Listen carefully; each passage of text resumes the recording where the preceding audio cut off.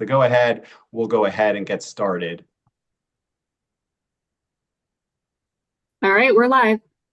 All right, thank you, Catherine. Well, good evening, everyone. Today is Tuesday, July 9th, 2024. This is meeting of the Maryland State Commission on Criminal Sentencing Policy. Thank you all for joining. I hope you all had a wonderful 4th of July holiday. Judge Middleton, I am happy to report that we do have a quorum, so we can go ahead and get started. And if a few others join in, that'd be great. We can admit them as the meeting goes. All right, thank you. And again, thank you for joining us. Has everyone had an opportunity to review the minutes from May 7th? Yes. Okay, thank you. With that, I call for a motion to approve the minutes from May 7th. Move to approve minutes. Thank you. Thank you. Any opposed? All in favor? If you're opposed, okay, good, thank you. All in favor? Thank you. The minutes from May 7th, 2024 are approved. Okay, great. Next, we have the guidelines. Thank you. Next, we have the guidelines subcommittee report. Yes, thank you. I see that Judge DeLeonardo is present. Yes, I see Judge DeLeonardo. Judge DeLeonardo, did you want to No, I would Share any certainly defer to you, David. I will say at least this meeting, I think, was pretty unanimous in our approach in working through these issues. So I'll turn it over to you, David. All right, thank you. All right, so I will start with the first item on the agenda for the Guidelines Subcommittee report. That is the proposed classification of new and revised offenses from the 2024 session.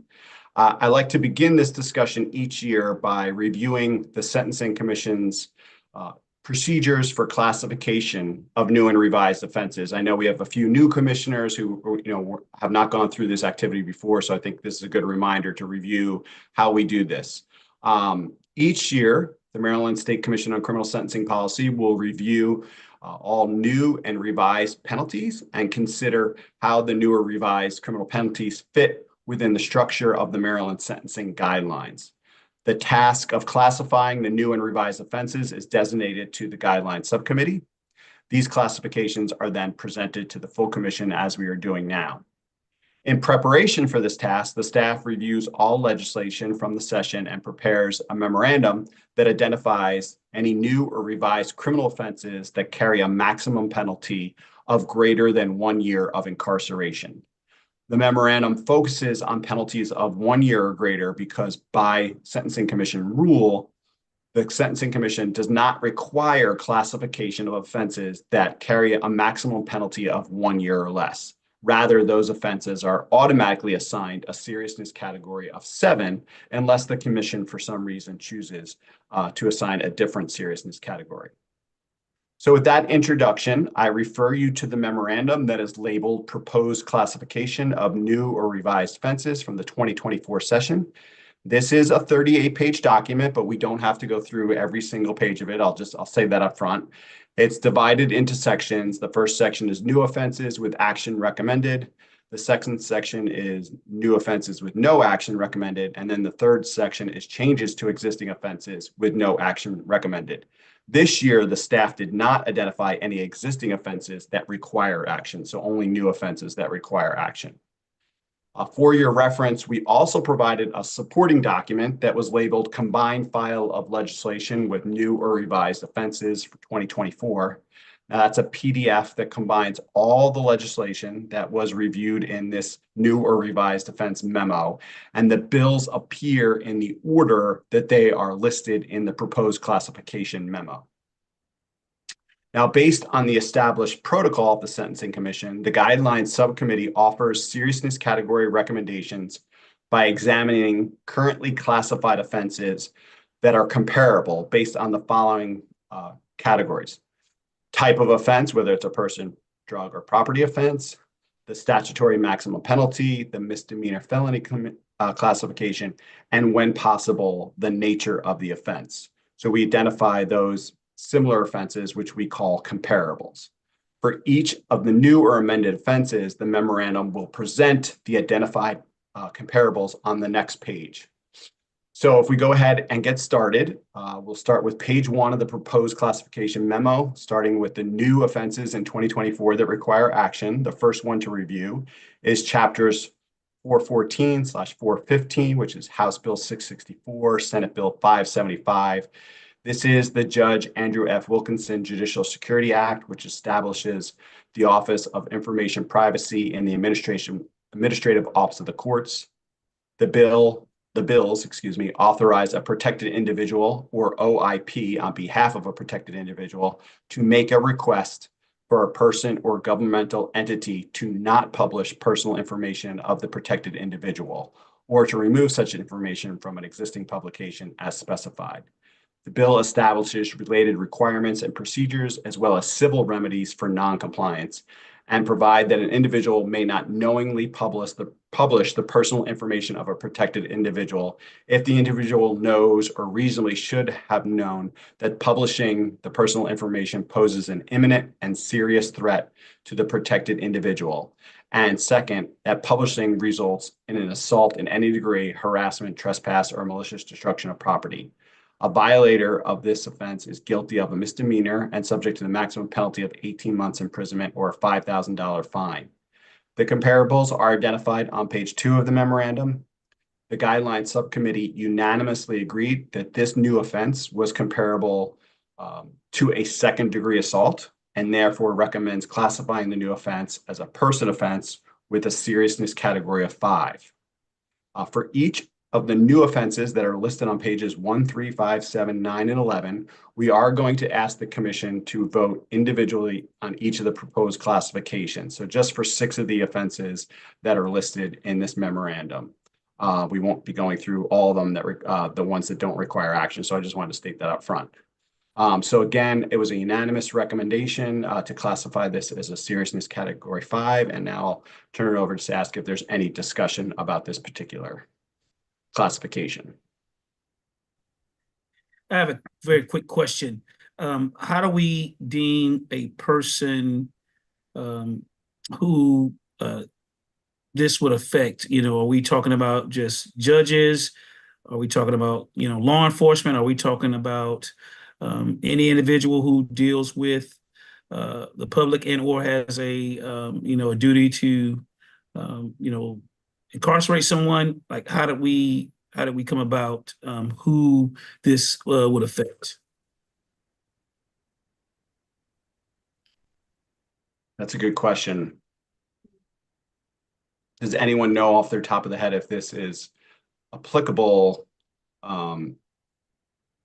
beyond members of the judiciary?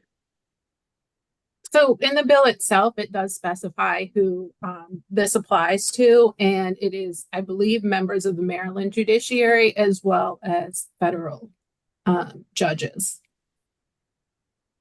I have it in front of me now. I was trying to find my hand. I was trying to read the bill. I was trying to do too many things. So my hand is raised.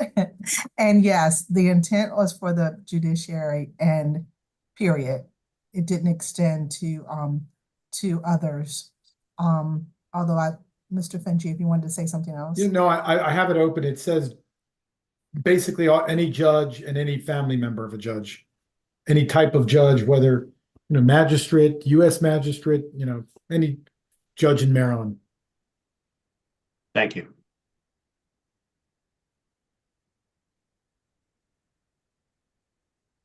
Is there any further discussion regarding the proposed classification?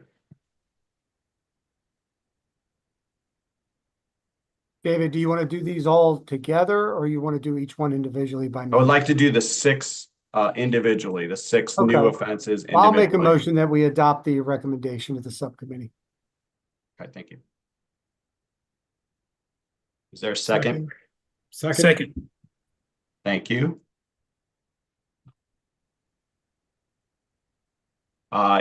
Judge Middleton, do you want to call for the? I will. Yeah, thank you. Thank you. Oh, I think we have a question. If we could, just sorry to interrupt. I see Delegate Moon has his hand raised. Okay. Delegate Moon? Sorry, I was voting in advance of the call. My bad. That's okay. All right, thank you. It's been moved and properly seconded to. It has. Yes, it has. No, I was stating that it was. Okay.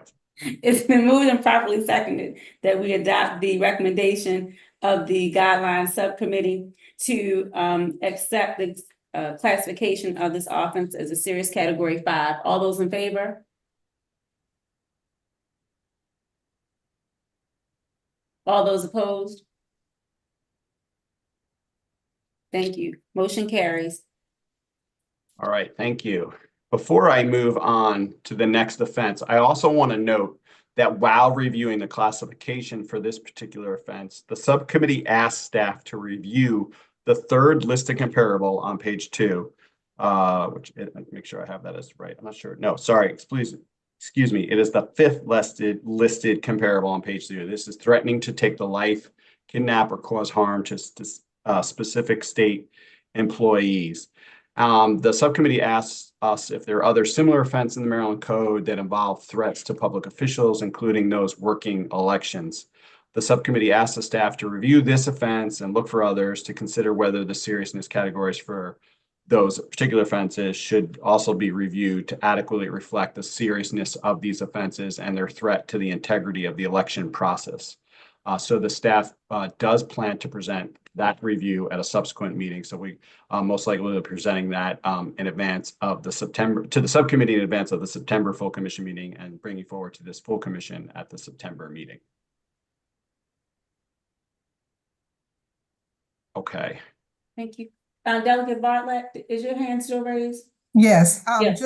just to give you cliff notes, I'm pretty sure we did pass that legislation.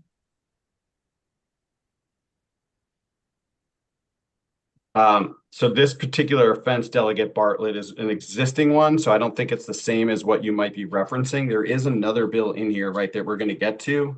Okay. That is an election-related offense, but the specific comparable that I had has been on the books for a while, and the subcommittee just wondered if it was appropriately classified as a 6, given the serious nature of it, and given some of the recent issues relative to elections and what that all means. So this is more for us to go back and look and review existing offenses and just reconsider their classifications. I see. I understand. Thank you, Dr. Saleh.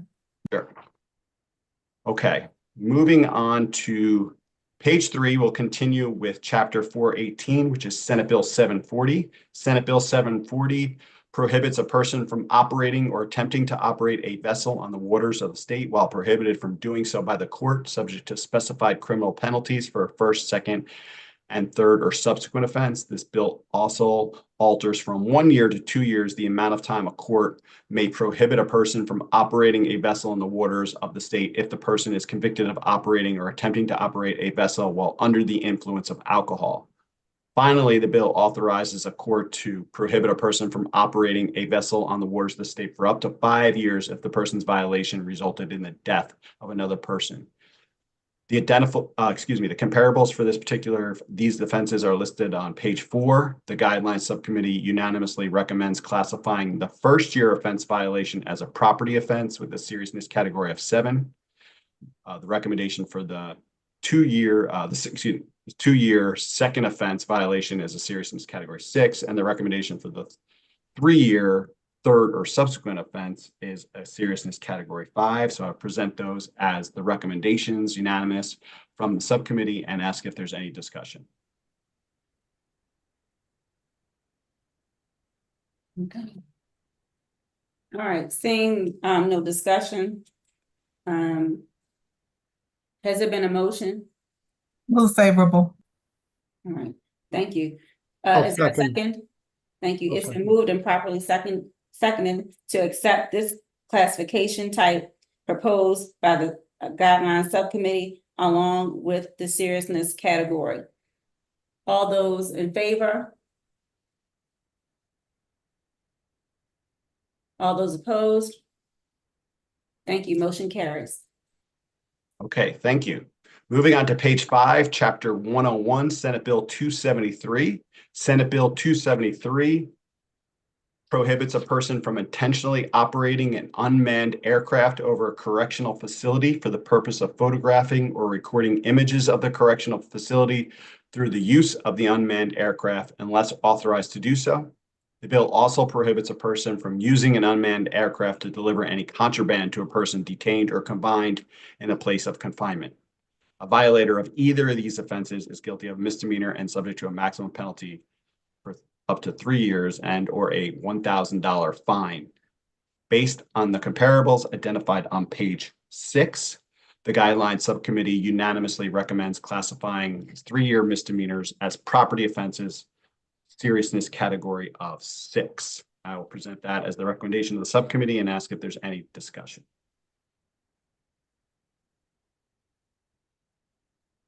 All right.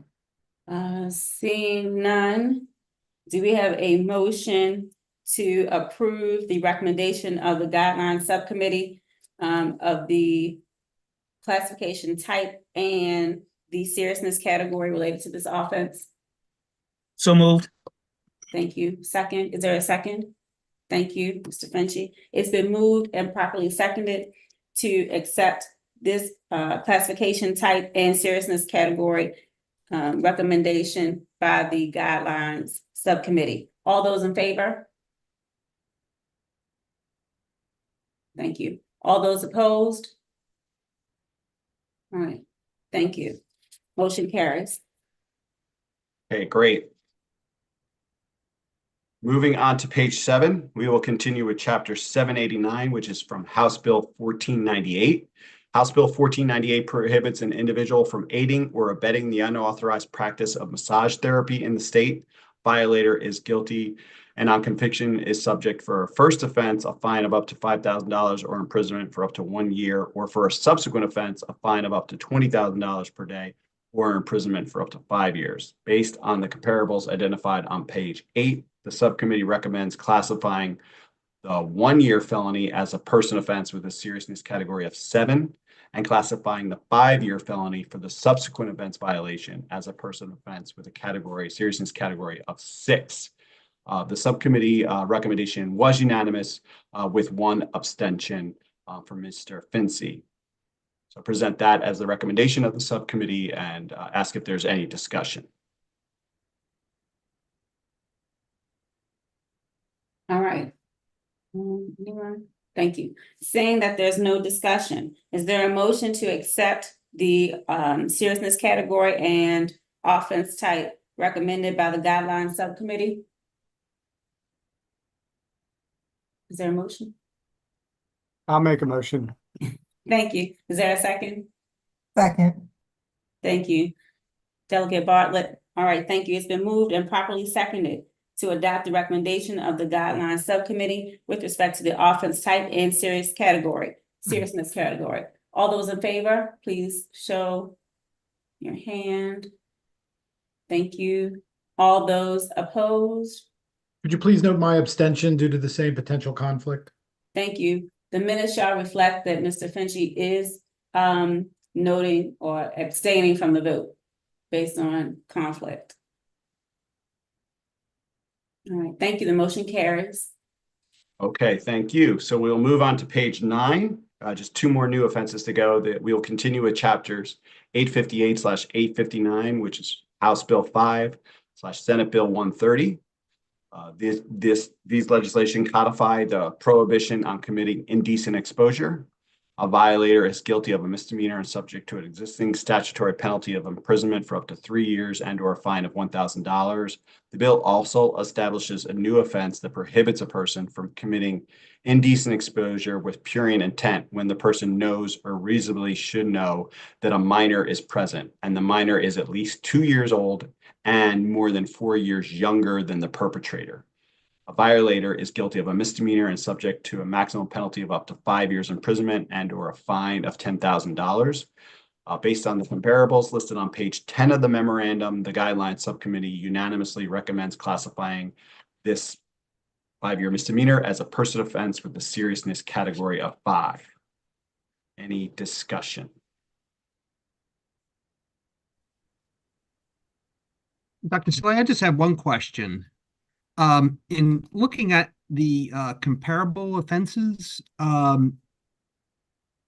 this new offense, indecent exposure in the presence of a minor, is a misdemeanor and carries 5 years, and it's proposed to be a serious category 5. But committing a crime of violence in the presence of a minor is also a misdemeanor, also carries 5 years, but it is a serious category 6. Was there some explanation as to why there would be different categories for these offenses, or was there some discussion?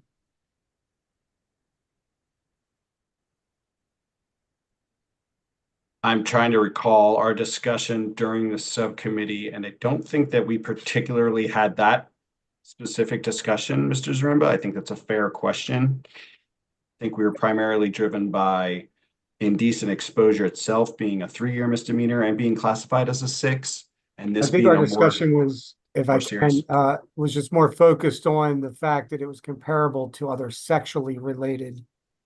That was, I don't think we actually really discussed the fact of the violence in the presence. The fact that indecent exposure itself is a 6, so it seemed like this was a step up from regular indecent exposure. Sorry.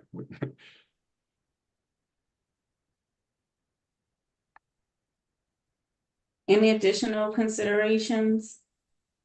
Questions, discussion? All right, thank you.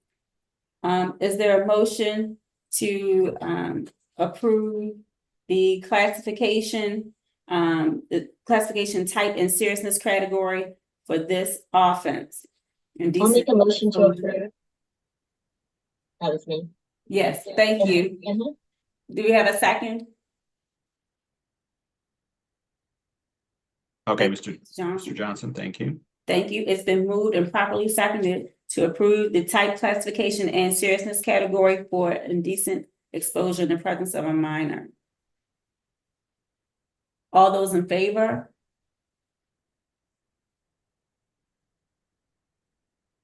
Thank you. All those opposed? Thank you. The motion carries. Okay, moving on to page 11.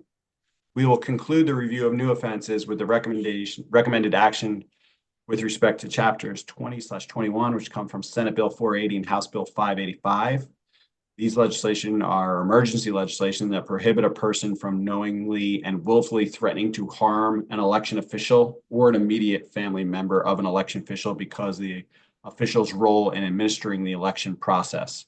The bills also prohibit knowingly sending, delivering, parting with, or making for the purpose of sending or delivering such a threat.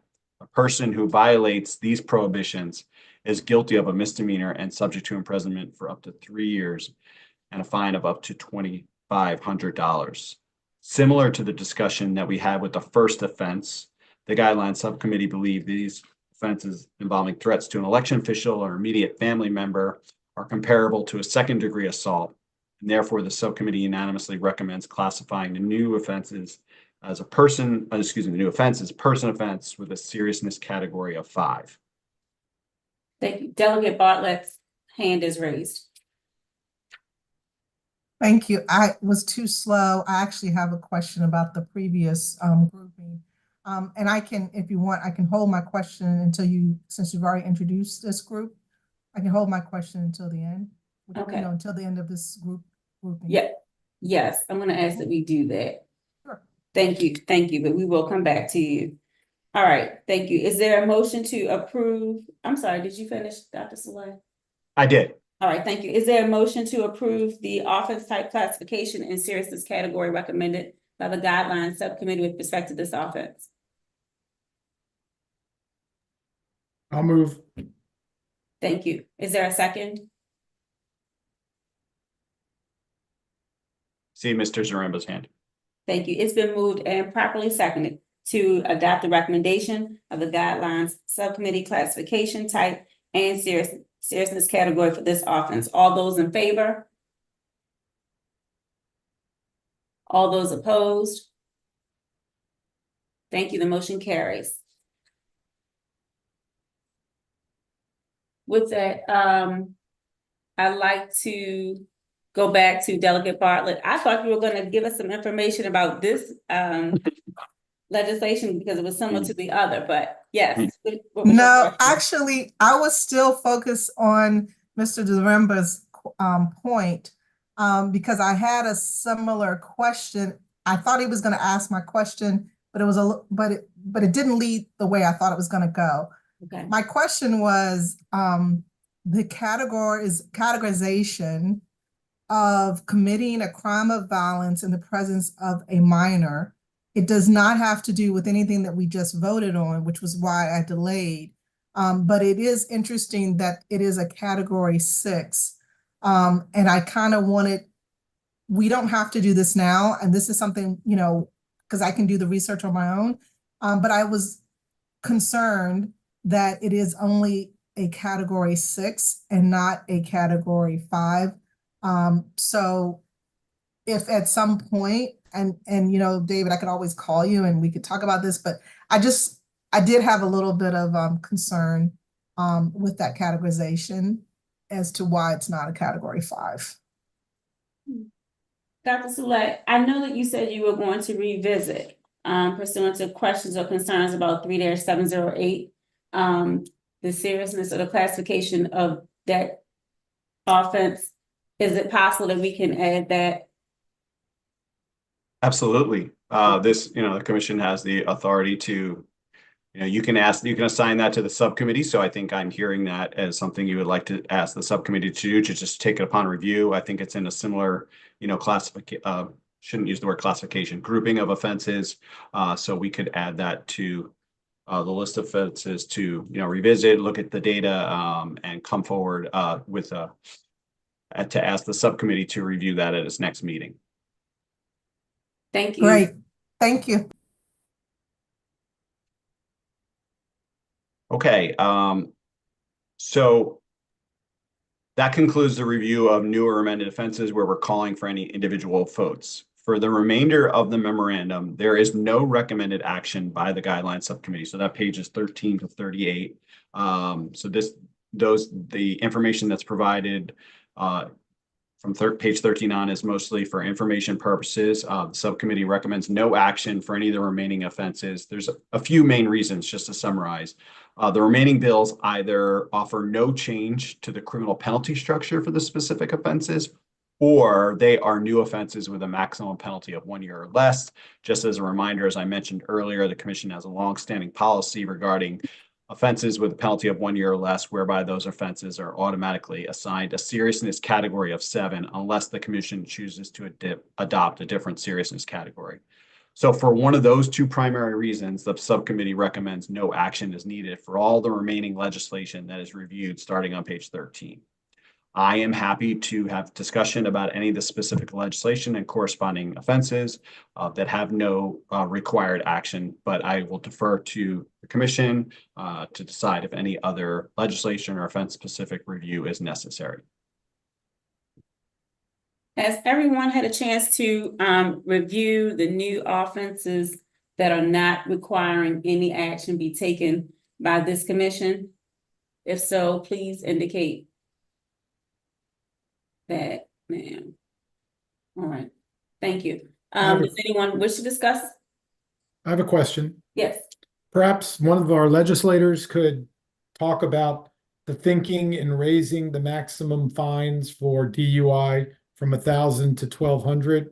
Was it just sort of an inflationary thing, or was there some recommendation to raise it?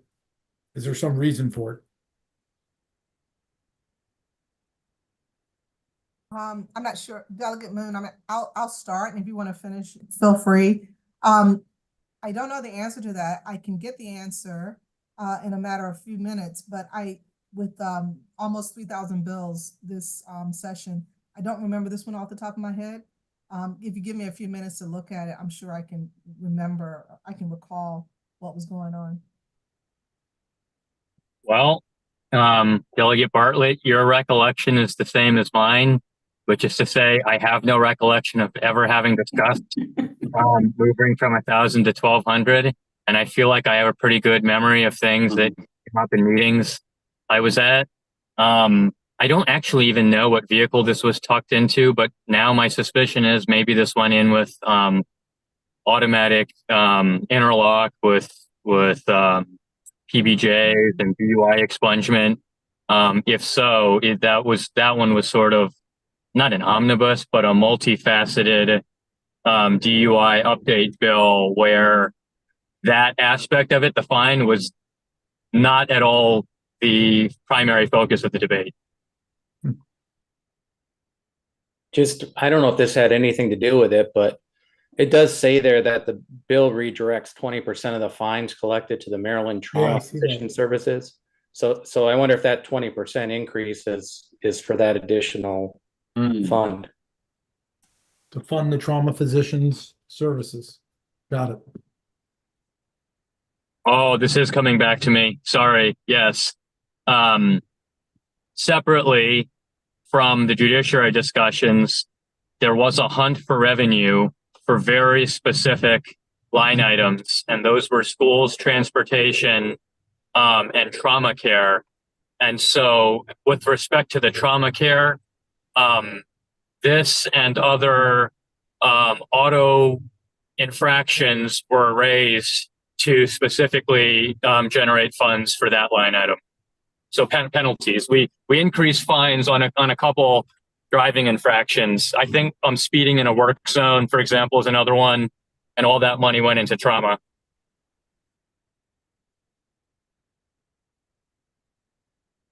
Thank you. Are there any other questions? All right.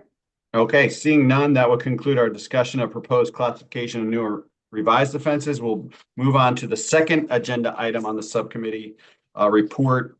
That is proposed classification of CDS proceeds offenses. And I'm going to turn it over to Stacy Najeka from staff to present this second item on the agenda, subcommittee agenda. Thanks, David. So the staff recently identified a subsequent offense with a maximum penalty greater than 1 year that has not been assigned a seriousness category. While the first offense has been classified, the subsequent offense has not. Accordingly, the staff set out identifying comparable offenses to inform its seriousness category recommendation. And in doing so, the staff concluded that the first offense may need to be reclassified to a less stringent seriousness category than currently assigned to be consistent with other offenses and also to reflect the difference in penalty between a first violation and a subsequent violation. During its June meeting, the Guidelines Subcommittee agreed and requests that the Commission consider not only the classification of the subsequent offense, but also the reclassification of the first offense. The offense descriptions and their maximum penalties are listed on the top of page 2 of the memo. A first violation is subject to 5 years and/or the greater of $250,000 or twice the value of the proceeds. It is currently a Category 4 offense, and the subcommittee is proposing revising it to a Category 5 offense. A subsequent violation is subject to 10 years and/or the greater of $500,000 or 5 times the value of the proceeds. Again, the subsequent violation is not currently categorized, and the subcommittee is proposing classifying it as a Category 4 offense. To inform the Commission's consideration of these recommendations, the memo includes a list of comparable offenses on pages 2 and 3, sample cases illustrating the guidelines under various scenarios on page 4, and a summary of the available sentencing guidelines data for a first offense on pages 4 and 5. Regarding the latter, the MSCCSP has only received 11 sentencing guidelines worksheets involving a first violation. Therefore, the statistics in Table 1 should be interpreted with caution. Keeping that in mind, I will note that the average non-suspended sentence was 7 months, and 8 of the 11 defendants did not receive any incarceration. That concludes my summary, and I will turn the discussion over to the Commission. All right, thank you. Thank you for the explanation. Is there any discussion, any question? Well, is there a motion to, well, we don't need to take any action. Are there any questions about the proposed classification of the CDS offenses? Any discussion? All right. Yes, Mr. Johnson. Yeah, I mean, I guess I just have a question. I don't know who it's for, but about the fine. I'm just curious, I guess, where that came from, the greater of the value, or 2 or 5 times the amount. When you look at the comparables, it seems like it's a lot more money involved in that than there is for the listed comparable offenses. So I was just curious about it.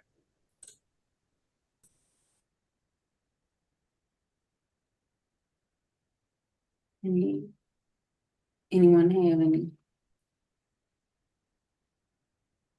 any input regarding the fines? I mean, Dave, maybe you can speak to this. Is that normal to have something like the greater than 2 numbers and have them be so big?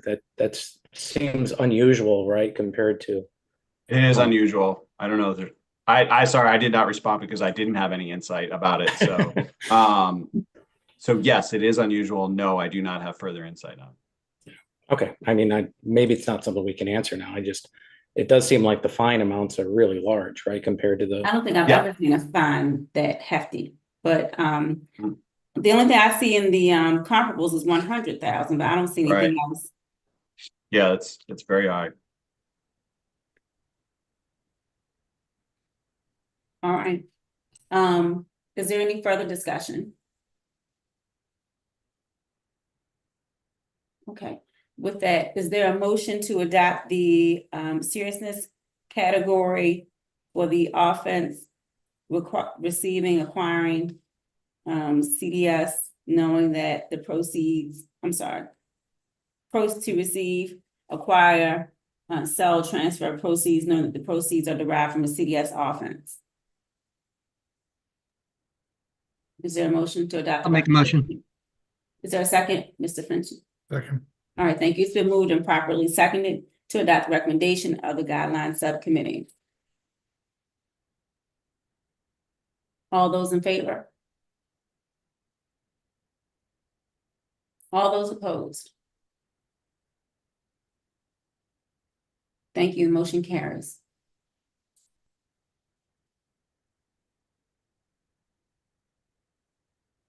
Okay, thank you. So we'll move on to the third item under the guidelines subcommittee report. This is the proposed revisions to the list of common sentencing guidelines departure reasons. And I'm going to turn this discussion over to our staff policy analyst, Lydia Becker. Thanks, Dave. The corresponding meeting memo for this action item is titled Updating List of Common Departure Reasons. So during its August 30th, 2023 meeting, the Guidelines Subcommittee initiated a review of the list of common reasons for sentencing guidelines departures to consider whether these reasons should be updated. And following its June 18th, 2024 meeting, the Guidelines Subcommittee is now recommending revisions to this list of common departure reasons. These revisions were guided by a survey of the Maryland Circuit Court judges, which was distributed at the 2024 Maryland Judiciary Conference, as well as prior MSCCSP data on sentencing guidelines departures. The memo presents the proposed revisions to the Maryland Sentencing Guidelines Manual and to the Code of Maryland Regulations. Proposed revisions include clarifying the current departure instructions and the MSCCSP's purpose for collecting data on departure reasons. And proposed revisions to the downward departure reasons include removing the following currently listed reasons. Offender was influenced by coercion or duress, offender had diminished capability for judgment, and victim's participation in the offense lessens the offender's culpability. Proposed additions to the list of downward departure reasons include the following: offender's age/health, offender amenable to probation or other community supervision, and offender's criminal history is less severe than represented by offender score. Proposed revisions to the upward departure reasons include removing the following currently listed reasons: offender committed a white-collar offense, and offender's significant participation in major controlled substance offense. Proposed additions to the list of upward departure reasons include the following: offender's criminal history is more serious than represented by offender score, and the parties reached a plea agreement that called for an increased sentence. If approved by the commission, staff will make the corresponding changes to the MSGM and COMAR and distribute the new list of departure reasons to circuit court judges. And that concludes my summary. Thank you. Thank you, Lydia. Appreciate that. Any questions about the summary? About the survey?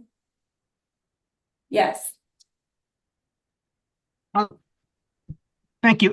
I'm not sure if this is a question, more so as an observation. But I see now as part of the recommendations, and I guess it's based on the survey that so few judges responded, as this is an articulated reason for downward departure. But now the recommendation will be removing the offender had diminished capability for judgment for the listed departure reasons. I am just wondering whether that has not been utilized because that language in and itself is not very specific. Somebody can have a diminished capacity for judgment because they're voluntarily intoxicated, which generally has not been regarded as, you know, a mitigating circumstance.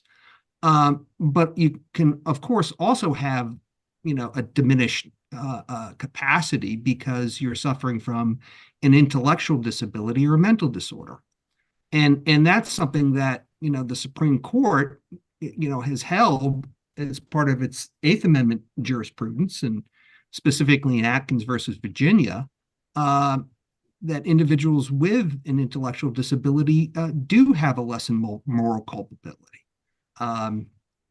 There is a lesson, you know, and the court, in its opinion, Justice Stevens goes to great length, you know, explaining how, you know, somebody with an intellectual disability lacks the same executive functioning capabilities, is more susceptible to being led astray and being a follower, you know, and on and on and on. I am just concerned at this point that, and I know that a judge can always list another and list a reason for mental disorder or intellectual disability as another. But I think, you know, in listing these departure reasons, it, you know, establishes, you know, certain considerations. It recognizes that, you know, these the presence of these circumstances in somebody who's been convicted of a crime do lessen culpability. And by just removing, you know, any reference to somebody who may suffer from an intellectual disability, somebody who may be suffering from a mental disorder among the enumerated factors, I just think that sends, you know, it sends a bad message. It just says that, you know, Maryland doesn't really consider these as reasons why somebody, you know, does not have the same culpability of somebody else that's standing in the exact same situation. And so just with regard to that proposal, I just have that reservation of removing any consideration of someone's mental health as one of the factors that could be pointed to as a departure reason. So that's just my observation on this. Can I comment on that? Yes. Just, it might not be that because it's not listed that the parties don't consider it. But if the individual has some, as it's put here, some diminished capability for judgment, that is likely something that's considered in the plea agreement by the parties. Do you see what I'm saying? So it's not something that's not, it doesn't mean that it's not considered. But if it is as pronounced as you say, or given those examples, that's something that's likely to be articulated when the parties bring it to the court for consideration of the plea. And so the primary reason might still be because they reached a plea agreement, but in most circumstances where that is the case, that would be based on a report that's been completed by the Office of Parole and Probation, and the recommendation will be encompassed or will have been considered by both parties. Not to say that it has, that it should not be here, but that would still be a reason why it's not separated, but rather it's still the primary consideration of a plea agreement reached by the parties. Yes, I totally understand. And, certainly we all have experience in which, that is the case. Right. But, again, not all cases resolve by way of a plea agreement.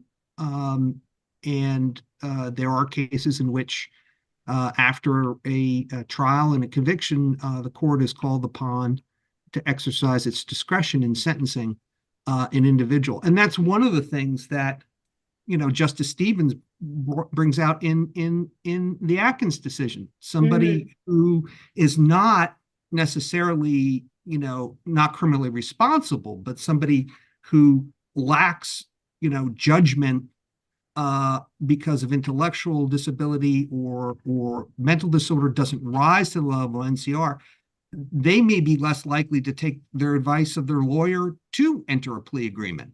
They would be more likely to not, really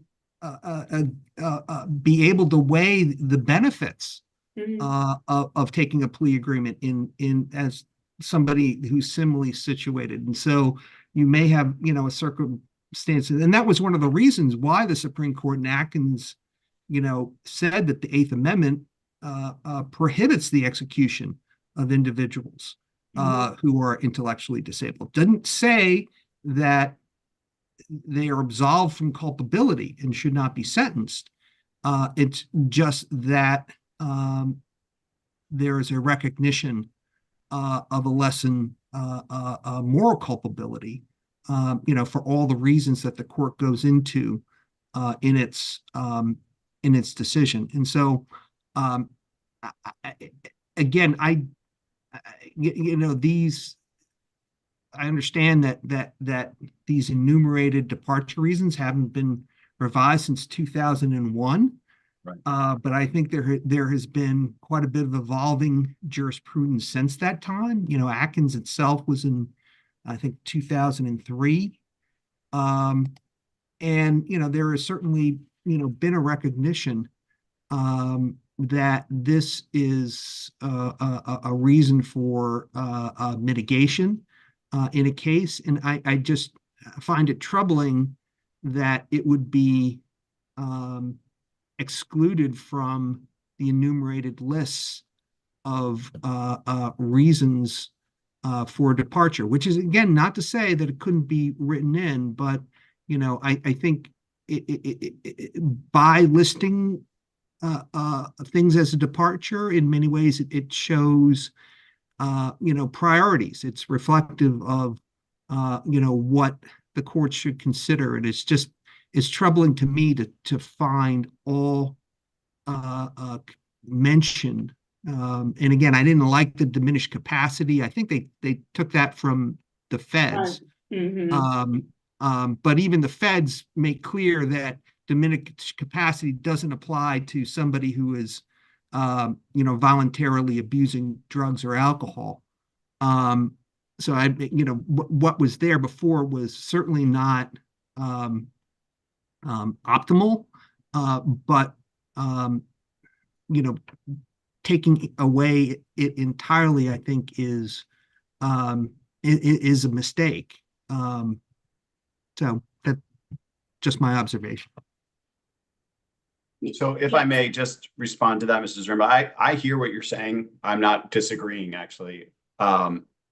You've used the term enumerated, and I do want to make clear that these are not reasons that the Sentencing Commission is saying are valid for reasons for departure. Rather, it is, and we've revised the proposed instructions to make it very clear that we're saying these are the most commonly provided reasons, which have been updated to reflect current thinking based on the survey and what the actual data says. So it is just really updating the current list of reasons, and judges are able to enumerate any reason for why they wanted to depart from the sentencing guidelines.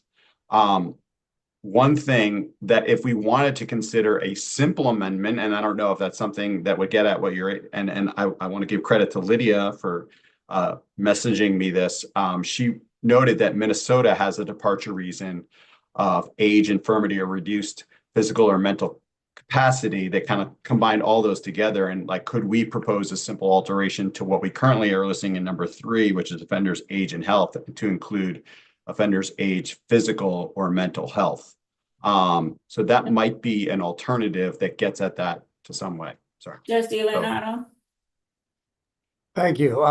Actually, yeah, I tend to find I agree with Mr. Zaremba. I think it makes a good point there that I think one of the reasons, at least speaking for myself, that becomes not something real viable that has been used as a departure reason is because of the fact that diminished capacity language. It's a different type of language where perhaps what you're getting at is impaired judgment at the time of the offense, which maybe that, and I don't know what the right language is, but it's more of not so much a diminished capacity, which it seems to imply more of a competency issue, as opposed to what I think you may be getting at is more of an substance or whatever it is that a court may consider in mitigating it at the time of the offense. So when you do have a serious offense, but yes, it's not going to be a defense, but they were intoxicated, so they're going to be found to be responsible, but it still may be a factor in deciding the sentencing that you give. And that may take it a little bit out of that diminished capacity issue that I think for judges, at least for myself, it's one of the reasons why I've never really looked at that. But if we're talking about more of a generic, at the time they had, an impaired judgment at the time of the offense, I think it would probably be maybe all inclusive on that point. But those were just my thoughts.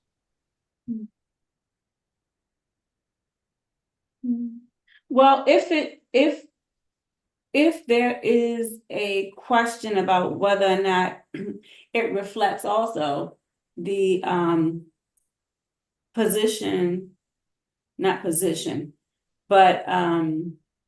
the judiciary's consideration of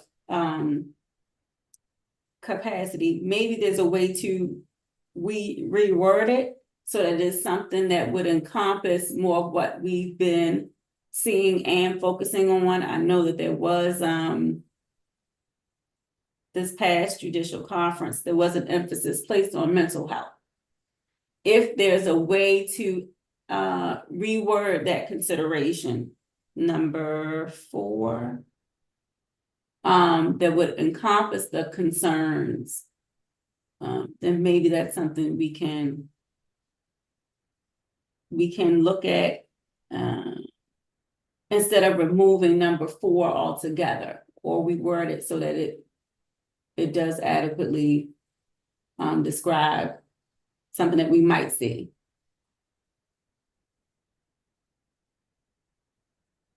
I see Delegate Bartlett has her hand raised. I didn't see. Okay, yes. Hi, thank you. So my question is under number 9, where it says explain, did the responders of the survey, did they explain the other circumstances? And were any of those explanations, did anything deal with capacity, mental health, intoxication? Do we know?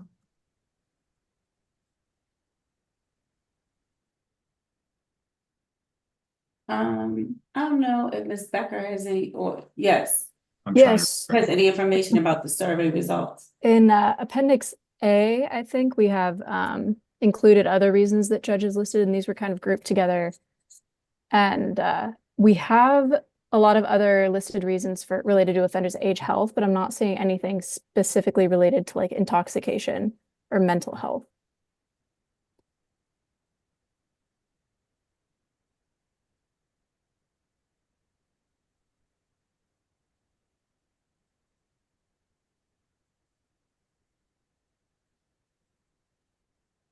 I guess, okay, so the 4.7% other reason, we might not have the breakdown on that one. Not specified above, is it 4.7%? I guess 4.7% is probably pretty small anyway. It could be like one person, right? Or Yeah, two. I don't, sorry, Delegate Bartlett, I didn't mean to interrupt you. The 4.7% is just such a jumblation of answers. That's not a good word, but it's such a mix of answers that we couldn't recategorize it to be grouped together with any other response. So it just means like a hodgepodge of answers that didn't fit into any of these other existing categories. So they were all over the place, I will say, and they have been. So we do spend a good amount of time trying to recode and see if we can group together into other categories that make sense. But for that 4.7%, we didn't, so that just means there was like probably one-offs, is what most of them would have been. I can't say for certain if there was ever a one-off of intoxication in the time period which we looked at for this particular. I guess that was fiscal year 2023 data that we were looking at. Thank you. And it was not. I mean, I think we could consider rewording number 4, or I personally, I think I would prefer just from a simplicity standpoint, the recommendation that Lydia offered about amending what is now the proposed number 3, offenders age/health, to instead be offenders age/physical or mental health. I think that's a very a cleaner, simple way. And when I say cleaner, it would be because we'd be keeping the same number of reasons for above and below. It doesn't mean we have to. I just think that type of uniformity, where we would have 8 reasons below and 8 reasons above, so we would still be keeping that. And I think that does get at the same, diminished capability argument. Judge DiLeonardo, did you have another question? Thank you. Yeah, and I'm definitely am all for the simplicity. My one concern with that is those are really, I think, perhaps 2 different considerations. There's a consideration of the age or health of the person as they stand before you at sentencing. And then there's an issue at the time of the offense, whether that person had some sort of diminished or impaired judgment. So perhaps we can work a difference on that to try to put it into another one. But those, I'm just thinking from a judicial standpoint, there are times when at the time of the offense, I'll give you an example. I had one that was sentenced recently where he was making pipe bombs. It blew up on him. So he didn't have that impairment at the time he was doing it, but by the time he shows up, he had significant and serious health issues and medical issues that, without question, was a reason for a downward departure because of his medical condition. So I guess I don't know if that would entirely capture, because to me, when I see the health and the age, that is in large part as they stand for you at the time of sentencing, not necessarily at the time of the offense. But those are just my thoughts. Perhaps to keep David happy, we could find another one to add to the other side.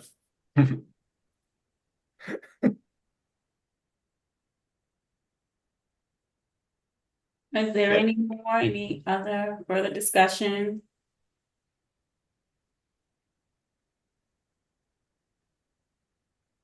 Okay. I don't know how you all, so was the last suggestion that we change number 3, that we amend number 3? I would move to create a 9th downward departure reason based on Judge DiLeonardo's points. I think that makes the most sense. And I was trying to, in looking at the even 9, I tried to take a look. So one of the categories that we have is that offender's minor role in the offense. If we were going to lump something in, that may be the place to do it. Because that, to me, is more offense oriented, where you could say, you know, either the degree of their involvement in the offense or an impaired judgment at the time of the offense. If we really want to try to keep it on 9, that may be a place where it may be a little easier to do. But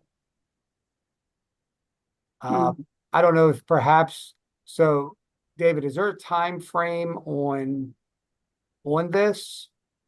Like, in other words, I guess there's, in fashioning a motion, there's a couple options. One is we try to work together and come up with some language on this and bring it back all together. Or Right. we approve it with directions that we will come up with language along those lines and figure out how to logistically put it in. But I just putting it out there so that we could move forward on this. I didn't know how best to Right. do that. There is no timeline. The commission can go any direction it could decide tonight, or we could put it back, you know, to the subcommittee to come forward with proposed alternative language. It's really up to the commission how we want to proceed. And it doesn't have to be an even number. I'll just say that I was just from a standpoint, just to be clear. Why don't, I'm trying to think of, how to fashion a motion. But it sounds like there's consideration of, I want to say postponing, further consideration. We could table the discussion, Judge Milton, not to put words, we could table That's the proper. Yeah, we could table this. We could table the proposal for today and ask the subcommittee to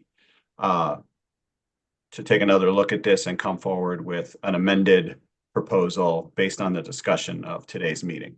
But we also have to have a date specific, so when we table it, so are we gonna revisit it in September? Correct. Okay. Who, do you wanna make the motion?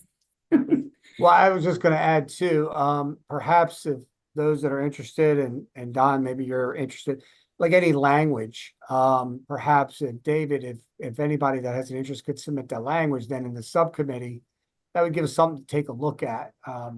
I do think first of all, I want to thank all of the staff and for all the involvement in getting this. This was really great to get that feedback and the app, and it all worked really great.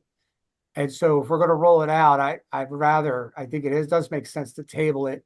Let's make sure we deal with this particular issue, and then I think that'd be a great rollout. So I guess I can make a motion to table this until September and give the subcommittee a chance to work on the language on that factor. Thank you. Second.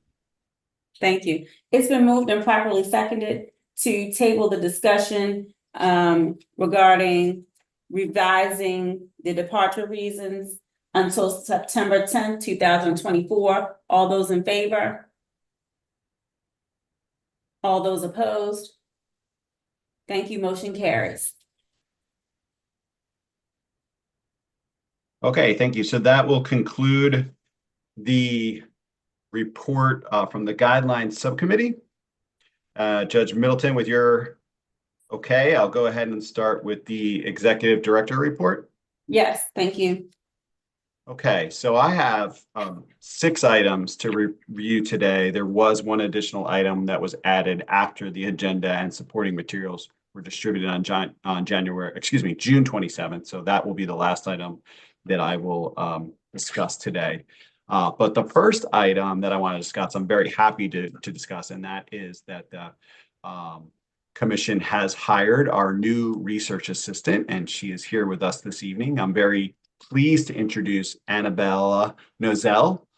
Bella, she goes by Bella. She started with us on June 17th, so she's been with us for just a few weeks now, and we are thrilled to have her, and we really look forward to her contributions to our team. She will be working closely with the Maryland Circuit Courts to collect and manage the sentencing guidelines data, and she's already proven to be a tremendous asset, so we're very happy to have her, and I ask that you please join me in welcoming Bella to our staff.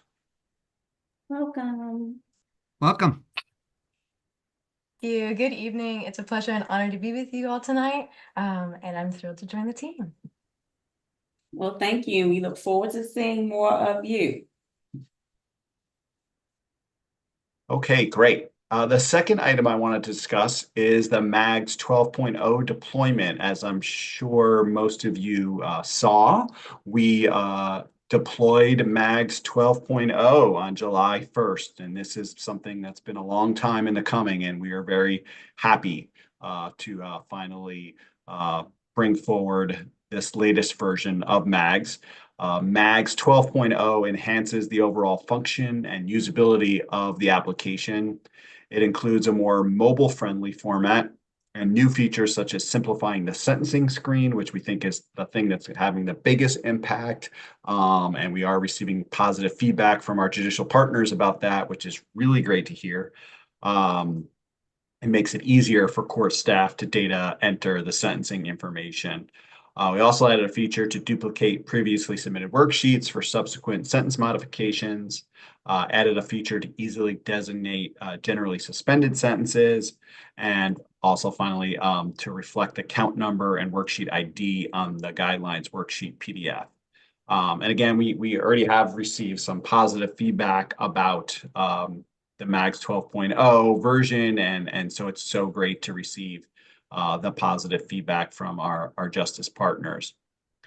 Regarding the deployment, I want to take a moment to recognize the tireless work of the Sentencing Commission staff who really worked diligently with the programs at Department of Public Safety and Correctional Services to oversee the updates to the MAGS application.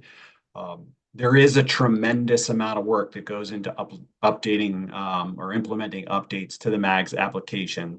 The programmers at Public Safety make changes to the code, but it is the Sentencing Commission staff that identify the necessary changes, describe those changes, provide oversight for the programmers, complete hours upon hours of quality assurance testing, documenting errors that are found and that need to be fixed, and then doing more testing to make sure those fixes worked, and then finally to update all the necessary training and support materials that go with a release of a new version. So that work is tedious, and it would not be completed so efficiently if it were not for the combined efforts of the Sentencing Commission staff. So I want to recognize our staff for the work that they do. And in particular, I want to recognize the efforts of our training coordinator and our MAGS help desk manager, Catherine Pembroke.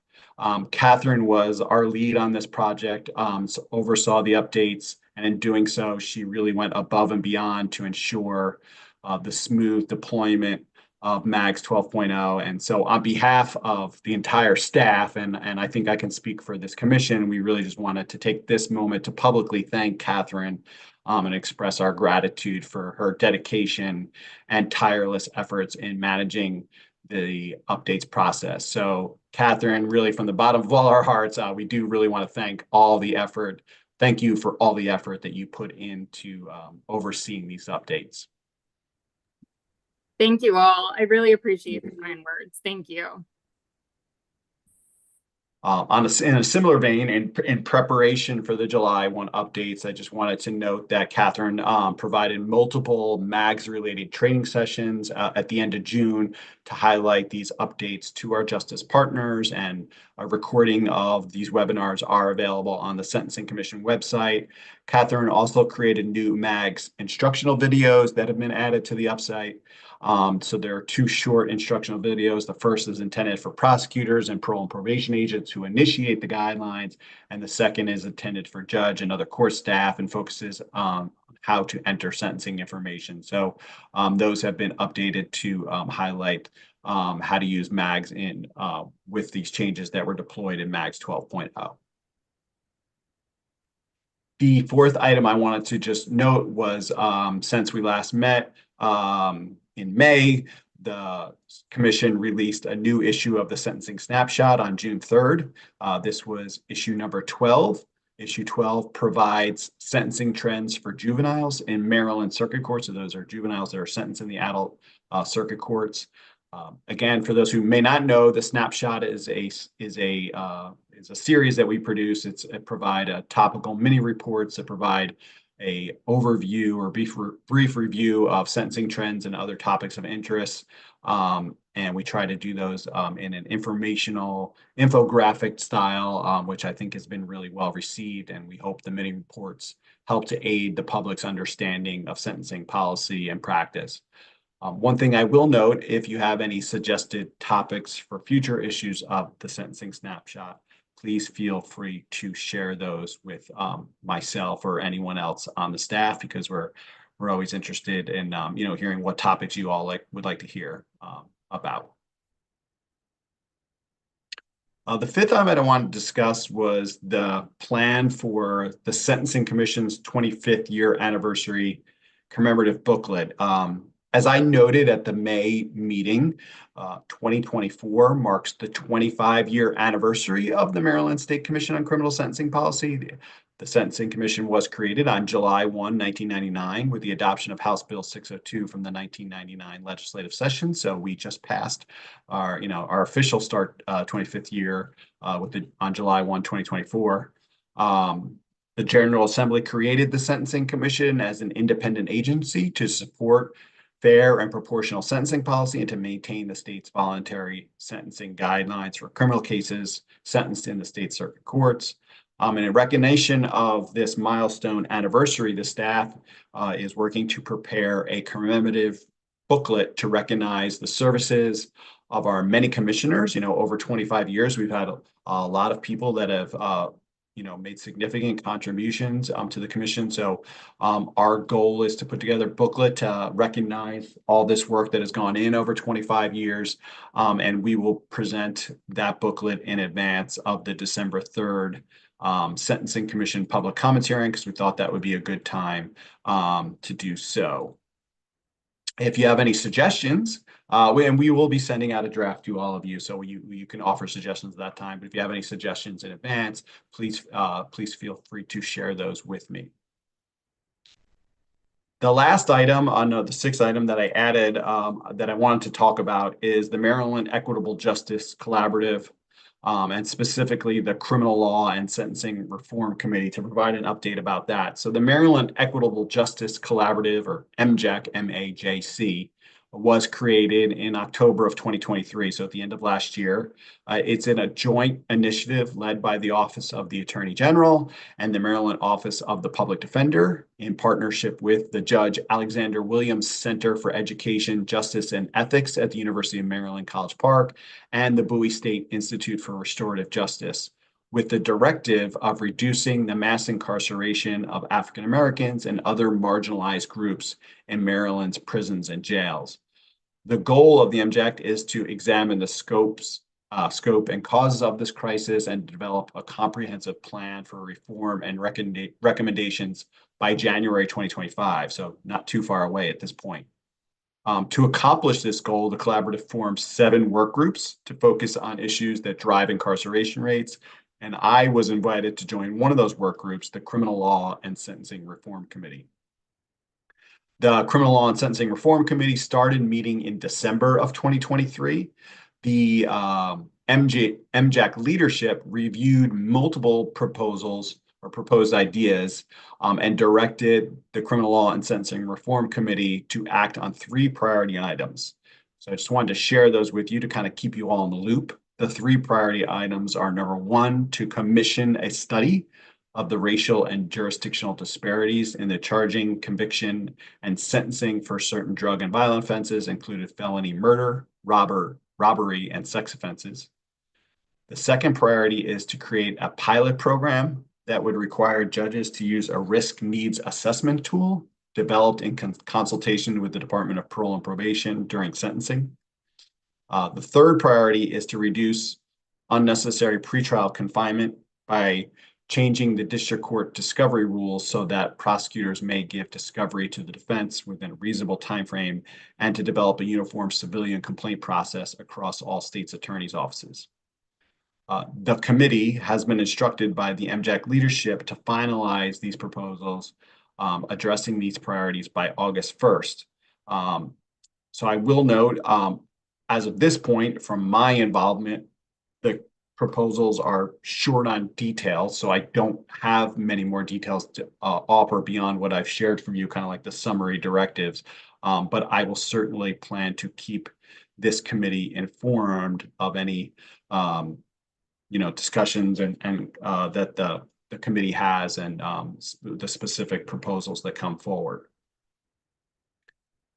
So that will conclude my report, Executive Director report. I'm happy to take any questions with respect to any of those items.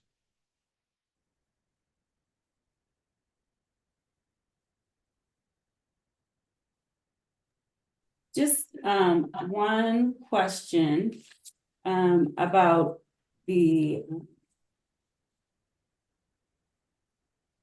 about the request of the commission to do a study.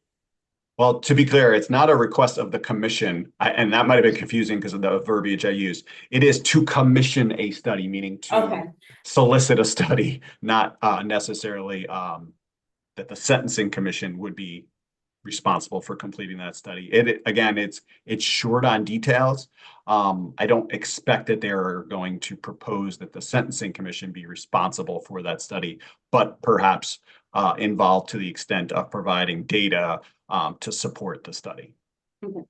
That wasn't my question. I didn't believe that they would have done that, but my question was really my question really was whether or not there was a deadline to establish who or what agency would actually be responsible for the study. But I guess you answered that and said they didn't provide any additional details.